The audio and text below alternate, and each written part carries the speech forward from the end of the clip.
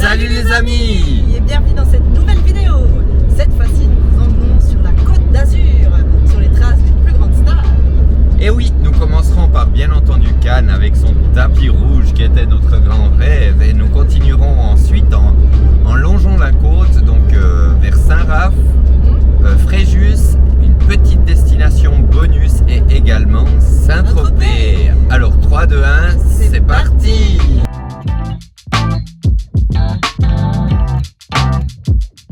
On commence donc ce petit road trip à Cannes. Alors Bibou, nous voici bien arrivés à Cannes. Après un épisode où on a failli perdre la vie. Et oui, il faisait à peu près 48 degrés, enfin, je me suis pas rendu compte dans la voiture que la ventilation fonctionnait plus. Et je pense que j'étais dans le coma pendant 20 minutes, mais pas d'accident, toi. Tout va bien et maintenant on savoure une bonne boisson. Et oui. Nous avons commencé notre visite dans le vieux Cannes, qu'on appelle également le Suquet. C'est un quartier très vivant avec de nombreuses boutiques et brasseries qui vous offriront une cuisine typique provençale. On a trouvé ce quartier plutôt pittoresque avec ses ruelles pavées et on s'est promené notamment dans la rue Ménadier, une rue piétonne assez étroite et qui est l'une des plus commerçantes. Dans ce quartier, on y trouve également le marché couvert Fortville qui est ouvert tous les matins du mardi au dimanche pendant la période estivale.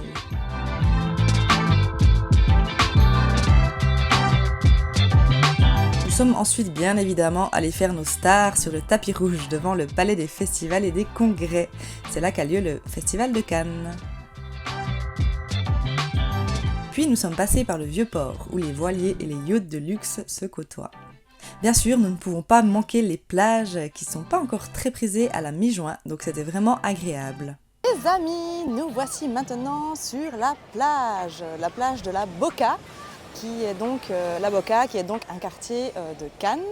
Et ici, ils ont renommé le bord de plage la Boca Cabana, parce qu'effectivement, la baie fait beaucoup penser à Copacabana à Rio. D'ailleurs, c'est dans le quartier de la Boca que nous avons dormi pendant notre séjour à Cannes, car les prix étaient un peu moins chers qu'au centre-ville.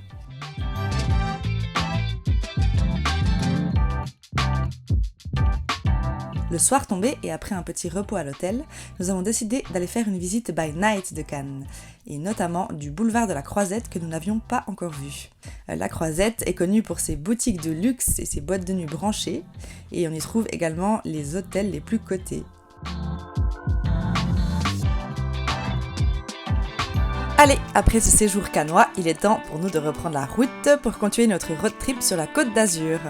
Nous avons quitté Cannes pour nous rendre à Saint-Raphaël en longeant le bord de mer. On a des superbes points de vue, c'est magnifique. Et on se trouve là dans le massif de l'Espérel. L'Estérel, et non pas l'Espérel comme je l'ai dit tout à l'heure, est donc un massif montagneux dont les roches rouges offrent un spectacle vraiment magnifique. Nous avons roulé dans ce superbe lieu naturel en longeant la mer Méditerranée. Et il y a d'ailleurs de nombreuses criques qui sont facilement accessibles si vous voulez vous rafraîchir. L'Estérel est également réputé pour les fans de randonnée. Et oui, il y a de quoi vous faire plaisir dans un superbe panorama.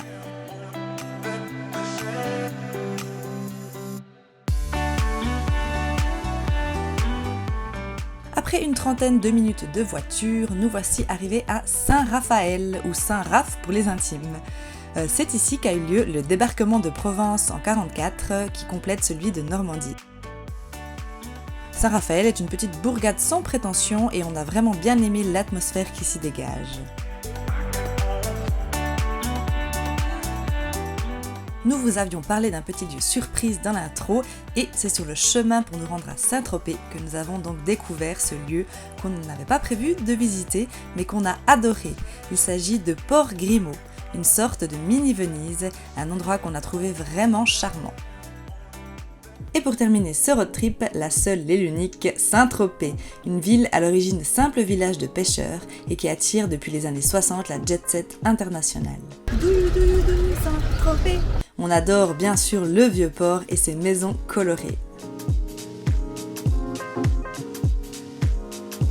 Il fait bon vivre à Saint-Tropez.